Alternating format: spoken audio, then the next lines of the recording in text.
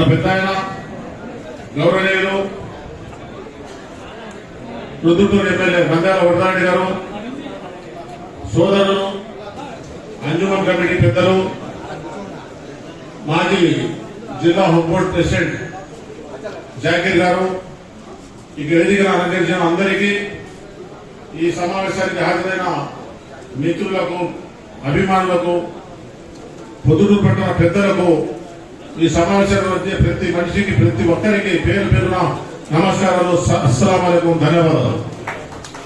మిత్రులారా, గత 5 సంవత్సరాల కడప ఉప ముఖ్యమంత్రిగా కానీ మన జిల్లాకు కానీ ఏ ఒక్క పైసా కూడా మైనారిటీల అభివృద్ధికి కేటాయించిన పాపాన పోలేదు.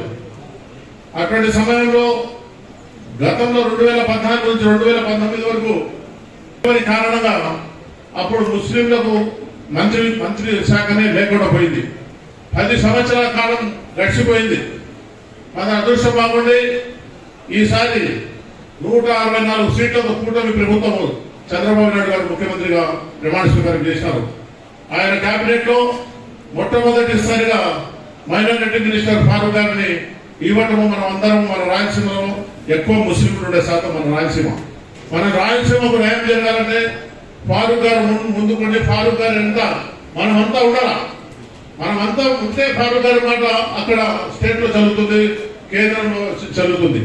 మనమంతా ఆయన ఎంత ఉన్నామని తెలియాలంటే ఇట్లాంటి సభలు, సమావేశాలు ఆయన ఎంత ఉన్నట్టుగా మనము ఒక మెసేజ్ పంపిస్తే ఆయన మాట మన రాష్ట్రంలో మన ముస్లింలకు కావాల్సిన సౌకర్యాలు, మన ముస్లింలకు కావాల్సిన అవసరాలు ప్రభుత్వం దృష్టికి తీసుకుపోయి మనకు రావాల్సిన వాటా కానీ, మనకు కేటాయించాల్సిన సంక్షేమాలు కానీ, అభివృద్ధి కానీ చేసేదానికి అవకాశాలు ఉంటాయి. కాబట్టి దానిలో ముఖ్య కారణంగానే మనం ఈరోజు అంజుమన్ అహ్లల్ కమిటీ తరఫున కడప జిల్లాలో కాదు రాయలసీమలో తెలియాలా, మనము అందరము ప్రతి నియోజకవర్గంలో ఇటువంటి సమావేశాలు ఏర్పాటు చేసి మన మంత్రి గారిని బలపరచాలా, మన ఎమ్మెల్యేలను, మన రాయలసీమలో ఉండే ఎమ్మెల్యేలను బలపరిచే విధంగా ముస్లింలంతా ముందుకుంటారా. చంద్రబాబు నాయుడు గారి నాయకత్వాన్ని మనమంతా ముందుకు బలపరిచి ఇప్పుడు ఎమ్మెల్యే గారు చెప్పినారు. చంద్రబాబు గారి నాయకత్వంలో, చంద్రబాబు గారి తెలుగుదేశం ప్రభుత్వంలో ముస్లింలు కంటి నిండా నిద్రపోవచ్చు, మీకేం అన్యాయం జరిగినా మేము ఉంటాము అని చెప్పి ఆయన వాగ్దానం చేయడం జరిగింది. కాబట్టి మనం అందరం ఏ పద్ధతిలో ఎవరి పనులు ఎవరి కోసం